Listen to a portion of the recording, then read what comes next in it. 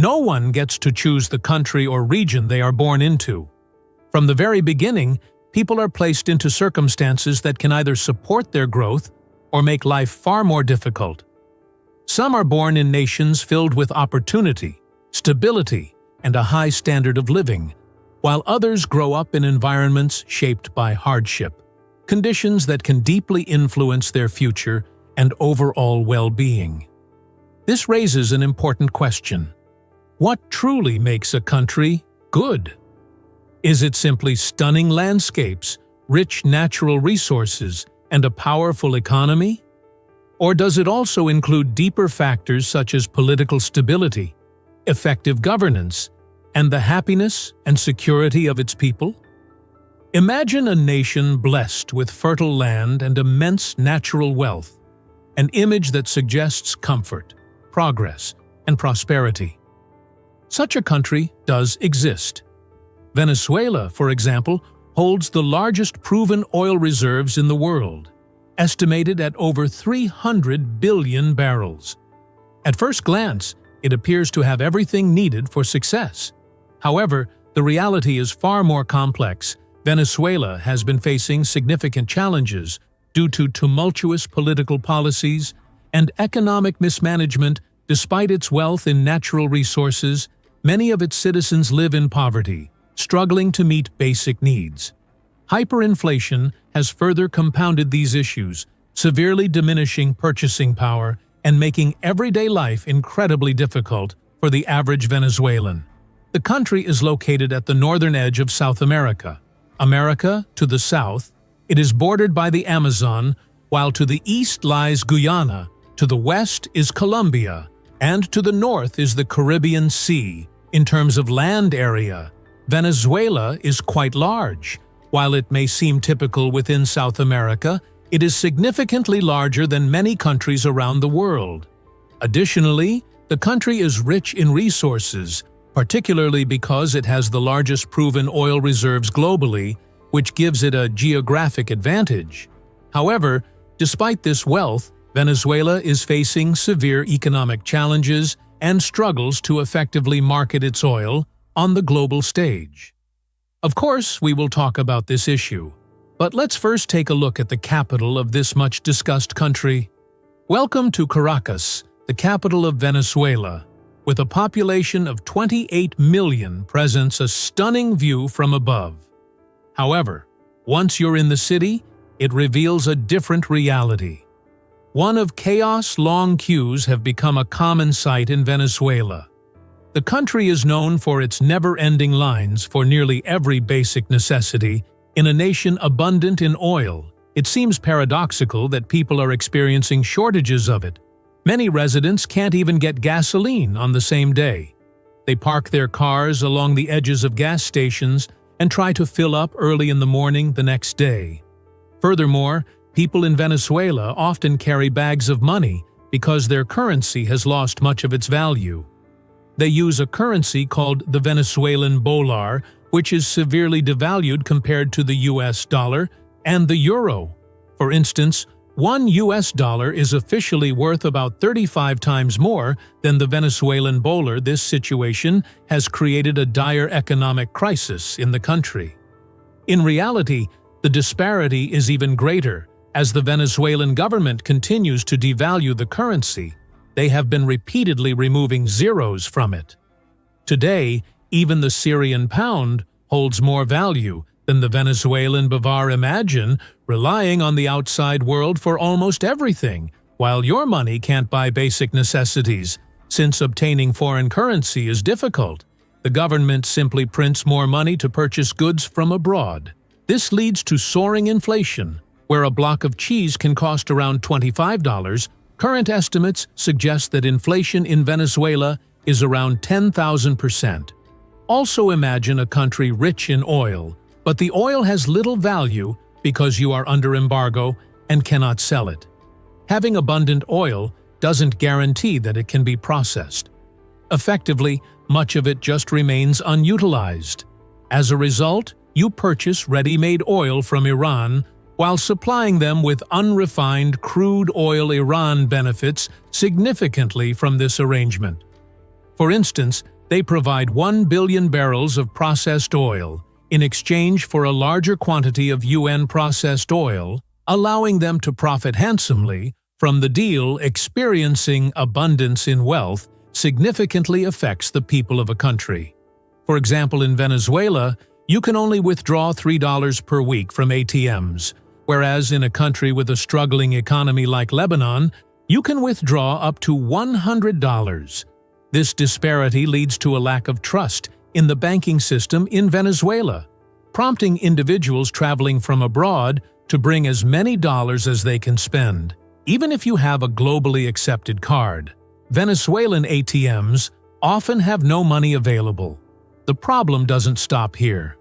For instance, if you make a purchase in a country and hand over a $10 bill for a $3 item, you may find that very few businesses can provide you with $7 in change. As a result, the hyperinflation economy suffers, and even tourists cannot contribute effectively. Now consider a local resident in Venezuela who has discovered an interest in work around. Suppose you go out to a nice restaurant with your family and the bill comes to $100 due to the country's financial restrictions. Citizens cannot access local currency, and credit cards are not functional to resolve this. Both restaurant owners and customers have established dollar accounts. In the United States, customers can transfer dollars from their U.S. bank accounts to the restaurant owners via their phones to settle the bill. Consequently, many families in Venezuela maintain bank accounts in the United States. However, this arrangement does not benefit the Venezuelan government, as people are reluctant to deposit any money into local banks in Venezuela. The tragic irony is that the monthly minimum wage stands at 130 bolivares, roughly $5 USA, sum wholly inadequate for surviving an entire month. As a response, the government occasionally makes public transport free and distributes food assistance with petrol at many stations, often being provided at no cost. The average monthly income for workers, around $45 last year, has now risen to about $70. However, Venezuelans are calling for a minimum wage of at least $500 to cover basic living expenses, facing slim chances of this demand being met. Tens of thousands are leaving for Colombia. While conditions in Colombia aren't ideal, they present fewer day-to-day challenges, ease and irregularities, offering a sense of stability absent in Venezuela. Not too long ago, Venezuela was one of the most civilized and prosperous countries in its region. Just 20 years ago, it was at the top in Latin America. People migrated there from Middle Eastern countries like Lebanon and Syria in search of a better life and established a stable community. However, things did not go as expected for Venezuela. After 1998, former president residents shifted the economy from being production-based to one heavily reliant on oil. Under Hugo Chavez, they essentially expelled companies by stating, "If you have your brands, we have our oil." Initially, this approach went largely unnoticed because Chavez focused on redistributing wealth, taking from the rich, and helping the poor majority in his country, with the majority being poor. They wholeheartedly supported every policy Chavez implemented, which led him to victory in every election. The country's wealthy, constantly threatened by the prospect of coups from the poor, majority eventually gathered their belongings and left their homeland as a result. If you visit Venezuela today, you won't find many of the brands you might typically expect, because they simply do not exist anymore.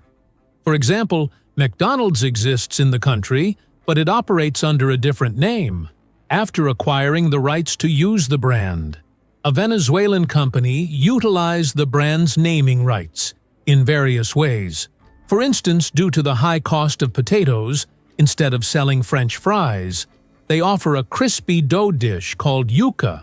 Ultimately, the withdrawal of both the private sector and wealthy individuals from Venezuela led to significant challenges for the nation and inadvertently initiated a process that would contribute to its decline. In 2013, Chavez passed away, leaving behind a petrostate, where people rummaged through garbage for food. After Chavez, Nicolas Maduro became president, but his ascent to power did not reverse Venezuela's decline. The country's only hope lay in its oil reserves. However, by 2017, Venezuela could not even meet its own electricity needs, leading to nationwide power outages. Traffic came to a standstill, the metro services halted, and the country was plunged into darkness. During this period, many people fell into depression, and recovering from the trauma they experienced was not easy even today. Venezuela has struggled to regain stability. The economic chaos in Venezuela has driven crime rates to unprecedented levels, making it one of the most dangerous countries in the world. Certain neighborhoods, such as Petare, are notorious for their danger. Some even consider them more perilous than the favelas in Brazil. In Petare, located in the capital, drivers avoid stopping at red lights because most kidnappings and robberies happen when vehicles are stationary. As a result, the Venezuelan police do not issue fines for not stopping at red lights. In this troubled environment, everyone seems to be searching for a way out. Many years ago, a leader named Simon Bolívar liberated Venezuela, Ecuador, and Colombia from Spanish colonization, uniting them under the umbrella of Grand Colombia, and granting independence to the region. Today, the countries of Latin America are in search of economic salvation, having explored Venezuela's economic troubles.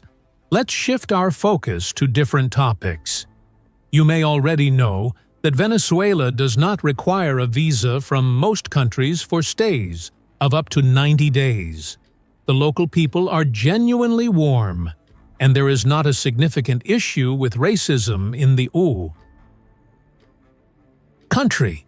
However, it's essential to keep a close eye on your valuable belongings.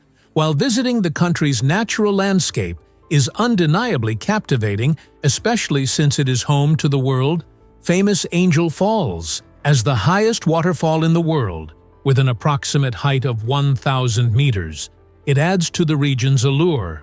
However, the challenging accessibility of the area significantly increases the costs associated with visiting this natural wonder.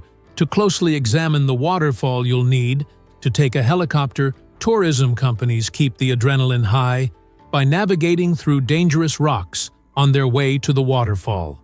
Discovered by James Angel in 1933, the waterfall has been named after him ever since. Although the country's nature is beautifully preserved, ordinary people cannot access it by helicopter, with almost every sector in the country stagnant. Few activities can captivate the public and provide an escape from the stress of daily life.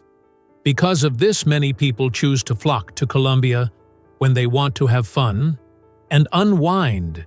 When you look at the faces of people in Caracas, the capital of Venezuela, it's evident that many of them are unhappy and depressed.